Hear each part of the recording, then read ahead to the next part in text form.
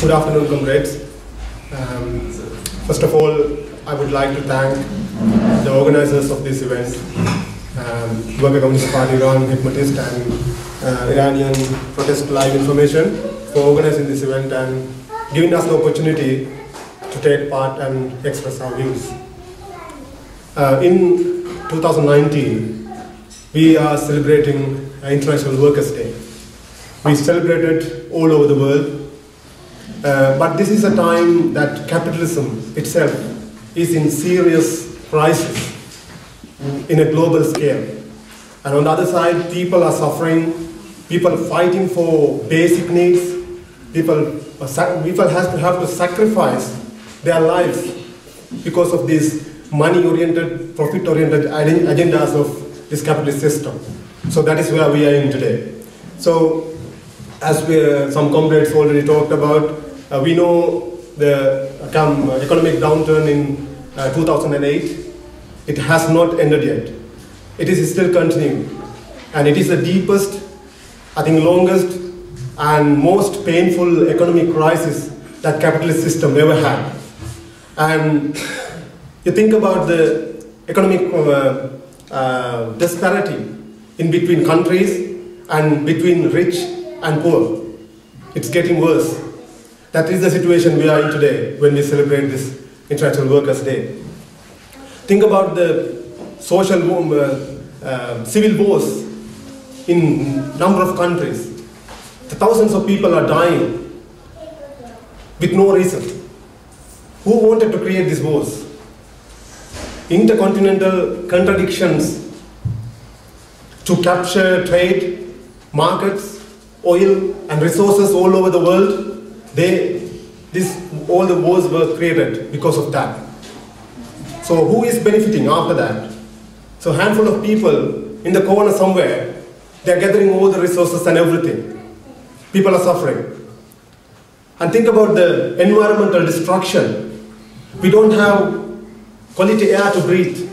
We breathe in toxic air. And we have destroyed our ecological systems. We're cutting down all our trees. Our fertile lands becoming deserts every year. So this is the situation we are in. This is the capitalism brought us today. So we need to think, sit and think what is going on. But what are rulers or ruling class, ruling people, ruling parties doing all over the world? They are bringing numerous ideologies to counter these resistance coming from the people against this catastrophe. So we say we are a developed society. We have many technologies, information technology, gene technology, data technology, and engineering technology, and all of these. And after that, we're suffering. We're just trying to maintain our lives. What's the problem there? Who is getting the benefit of these all the technologies and developments? So we need to ask from ourselves, right? So that is the situation we are in. So just think about, I will get a very small example. Think about primitive society. You know, primitive society like thousands of years ago. It might be a small, very simple society, but those people, what they were fighting for? They were fighting for food, they were fighting for shelter, they were fighting for clothes or something to cover their body, and they were fighting for medicine in case of disease or health issues. And of course, they wanted to transfer their knowledge to the next generation, which means education.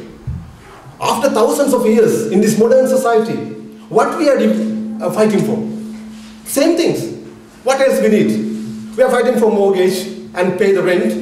And you can see how many food banks around the country, even country like United Kingdom. We are fighting for education. We are fighting for health. That's what we are fighting for after many thousand years. So we need to think about this. So then, where this benefit goes, that's the problem. If the benefit of these technologies and development comes to the normal people, our lives would have been much better and much easier. But it's not coming to the society. That's the problem with this capitalism. So, the other thing is just think about that society, primitive society I'm talking about. They didn't let children die in hunger. But we do. As we talk, every 3 minutes, one child dies somewhere in the world. We cannot feed our children as a society. That is where we are in a modern society, so-called modern society. And we didn't let our elders die because they couldn't work, but today we let them die. We're cutting down all the pension and everything. How many people all around the world dying on the street without a shelter? Even in this country, dying people. So this is the situation we are in. So we need to get together, we need to do something together now. It's getting worse and worse. Another thing is, when we discuss about these problems in our society, some people say, oh, this is a very complex society, population is growing, we cannot provide enough food, that's why prices going up and up. Is that true? According to my understanding, we produce 3 times food as much as we want to feed the whole world. Either we control it or destroy it, to put the price up, to get the profit. That is the society we are living in. How can we explain this? So, we need to get together again. Can we solve these issues? Can we solve this problem? I think I will get another example, small example. There is a country called Cuba, as we all know as leftist. Cuba is a developing country, very small country. Since 1959, since the revolution, they have economic sanctions. But still, they are far ahead than other developed countries. When we think about the benefit of the society, just think about the education, just think about the health, and think about sustainable farming. For example, 75% of vegetable consumed in Havana produced within the city area. That is how they grow. They do sustainable farming. And if we want to do something as a society, there is more than enough resources and everything. We think about the deforestation and global warming and everything. Can we grow more trees? When all the responsible people for all the catastrophes, they are not doing anything. This small country, they are doing what they can do. Since, in 1959, when they win the revolution, it was only 14% of the forest cover. But in 1998, they started a project, and now they have more than double the forest cover. Now it is 30.6%. It's close to 1/3 of the country is forest now. And in 2005, energy-saving light bulbs were distributed to each and every household, free of charge. They delivered to the door by the government. And that is how, as a society, we should solve problems. And climate change and everything we're talking about is a big topic today. But what Cuba is doing, it has a potential of producing 400 million cubic meters of biogas annually, which eliminate 3 million tons of carbon dioxide emission and 190,000 tons of oil annually they can save. That is where, as a society, we should go. Why I took this example? It's a small example that we can show to people. It is there. We can see that. So it is possible to have a different world. It is possible. That is what I get this example. So,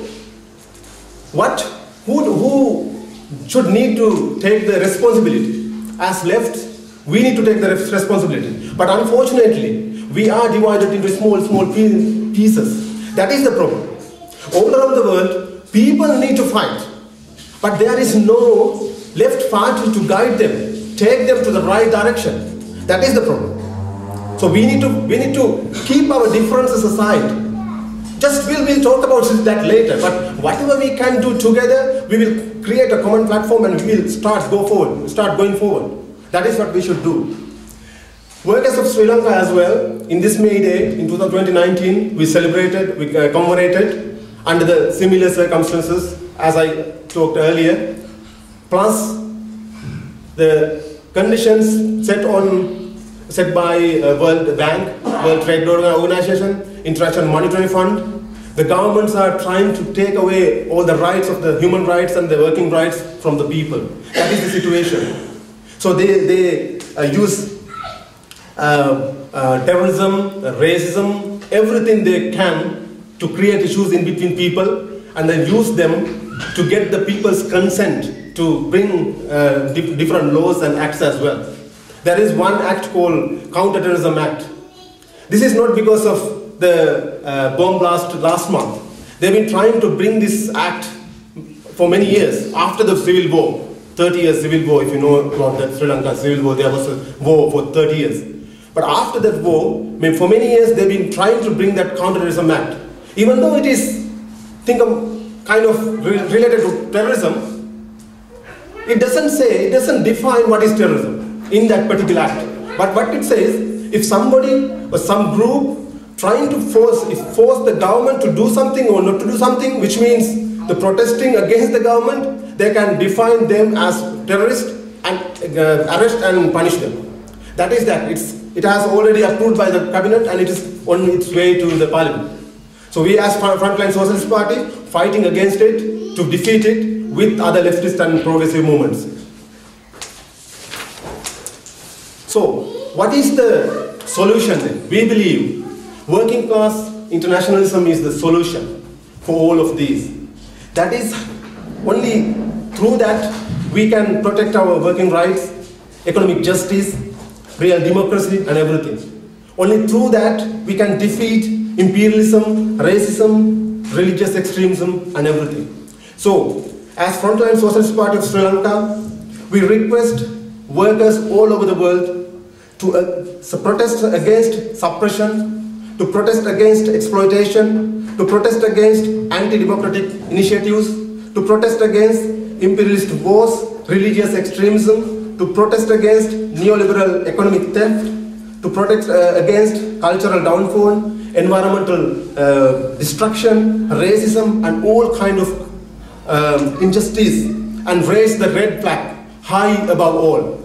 And as Frontline Socialist Party UK section, we are in a process of contacting all the left and other progressive movements to sit down and talk what we can do together in a common platform, leaving our differences aside, because the society needs us as a left. So we strongly believe it is very important to build a revolutionary mass movement with the people, with all the leftists and progressive movements to go forward. Then only we can defeat imperialism, capitalism, and eventually we can win our socialism in our lands all over the world. Thank you very much.